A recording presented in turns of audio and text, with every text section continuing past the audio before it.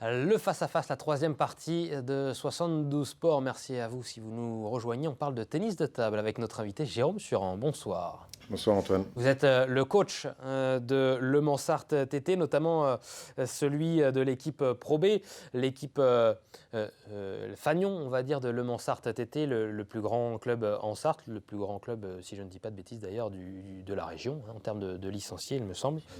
On parle des résultats d'abord ce week-end avec des bons résultats. Évidemment, l'équipe Pro B Dames donc, qui enchaîne une troisième victoire en 3 matchs. On voit justement les images de cette rencontre. C'était face à Issy-les-Moulineaux. Il a fallu faire sans, et c'est important aussi de le souligner quand même, sans votre meilleure joueuse Katia Goutseva, touchée malheureusement par un deuil familial. En face, c'était Issy-les-Moulineaux, l'une des grandes équipes de ce championnat de Pro B. Et c'était très très chaud car vous étiez mené 2-0. Oui, ça partait pas bien. C'est vrai que sans notre leader, on est forcément plus faible, mais voilà, on s'était dit au début qu'on allait tout donner justement pour Katia qui a subi, comme vous l'avez dit, un deuil familial. Donc c'est important d'avoir gagné sans elle, parce que ça montre aussi la force du collectif. Et on est super content d'être revenu au score. Puis après avoir sauvé une balle de match, on l'a emporté au bout du suspense. Qu'est-ce que vous dites à vos joueuses quand vous êtes mené 2 manches à 0 parce qu'on rappelle à nos téléspectateurs, c'est le premier à 3 manches gagnées qui remporte cette rencontre. Ici, les Moulineaux en avaient déjà 2, encore une, et c'était perdu pour le Mansart TT. Qu'est-ce que vous dites à ce moment-là à vos joueuses, que c'est pas terminé, évidemment, j'imagine? Non, c'est pas terminé. En plus, la capitaine rentre en jeu, Claire Clavier, donc voilà, on sait qu'elle met du cœur dans ce qu'elle fait, et à chaque fois qu'elle rentre dans l'aire de jeu, elle nous permet souvent de retrouver des ressources qui étaient pour nous inespérées. Voilà, on s'est dit qu'on pouvait y arriver. Avec Elodie sur le banc, on se dit tous les deux que finalement, peut-être que c'est elle à la fin qui va aller chercher la victoire. Et puis, c'est ce qui s'est passé. Donc, les filles ont été courageuses, elles se sont bagarrées, et elles ont mérité cette formidable victoire.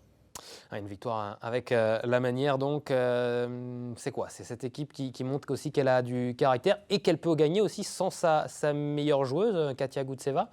C'est un message fort. Oui, c'est un message très fort à l'extérieur, tout d'abord, parce que ça montre que sans Katia, qui fait souvent c'est le plein de points, donc 2 points, l'équipe est capable de s'en sortir.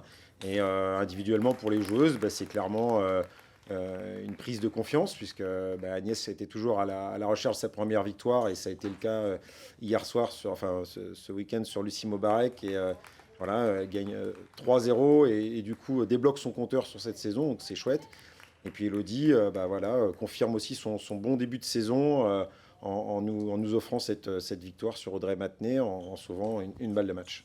Matenay qui est numéro 63, française.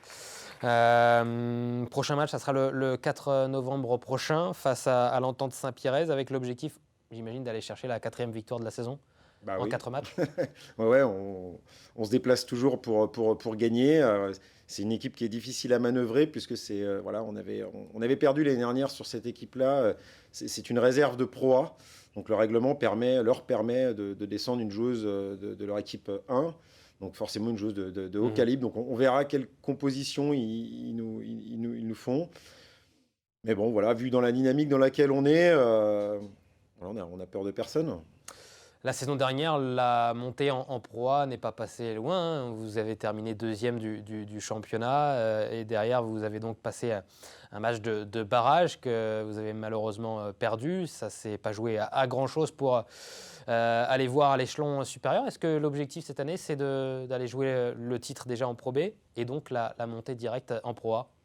La poule est un petit peu différente, puisqu'elle est plus homogène que l'année dernière. Là, on l'a vu, on gagne 3 matchs, on a 3 victoires, mais 3 victoires difficiles dans la douleur. Donc, non, on a la tête sur les épaules. On veut avant tout mettre l'équipe à l'abri de la descente. Donc, forcément, viser le maintien, c'est quelque chose qui est important pour nous. Et puis, voilà, si on continue dans cette dynamique, forcément, on va pouvoir essayer de se retrouver en tête, dans la première partie de championnat. Pour l'instant en tête, on va essayer de garder ça le plus longtemps possible. C'est la même équipe hein, que la saison dernière avec les 4 mêmes joueuses, Katia Goutseva, Agnès Lelanic, Claire Clavier, Elodie Nivelle. Quelle est la force de ce groupe, de ce collectif? Indéniablement, la cohésion, sont des joueuses qui s'entendent bien en dehors du tennis de table. Donc forcément, ça se ressent dans l'air de jeu quand il faut se serrer les coudes et surtout quand il y en a une qui réussit pas à gagner son match, ben, on sent que les autres, elles ont envie de donner pour l'équipe. Et non, il y a une vraie solidarité, une vraie envie aussi de se bagarrer pour l'équipe. Et ben voilà, les 3 derniers matchs passent ric-rac, mais ils passent. Donc voilà, il y a ce petit plus qui fait la différence. Comment on construit une équipe de tennis de table quand on doit faire avec plusieurs joueuses?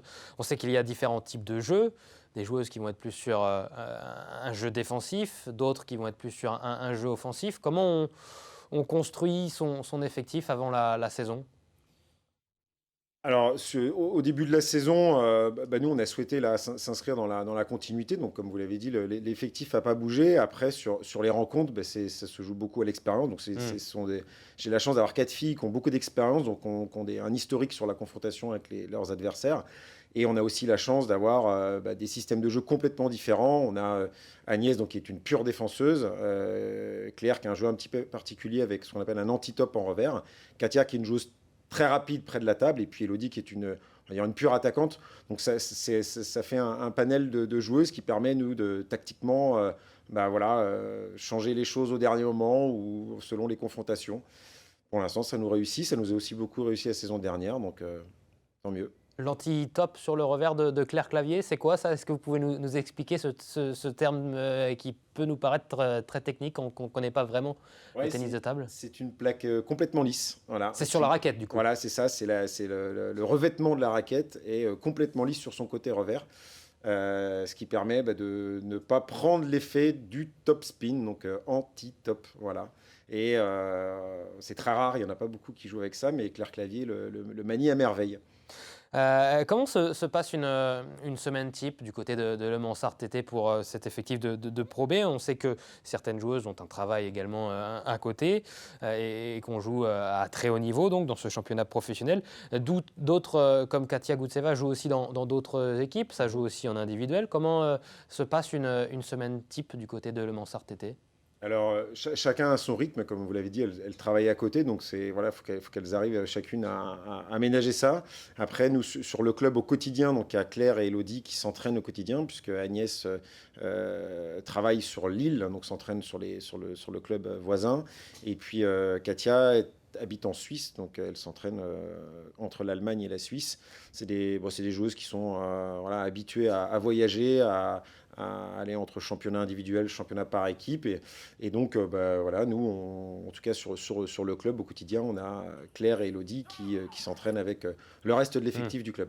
Pour ce week-end, d'autres résultats dans le Mansart TT. Il n'y a pas que la Pro B Dames du côté de la N3 National 3 masculine. Donc la première victoire cette saison.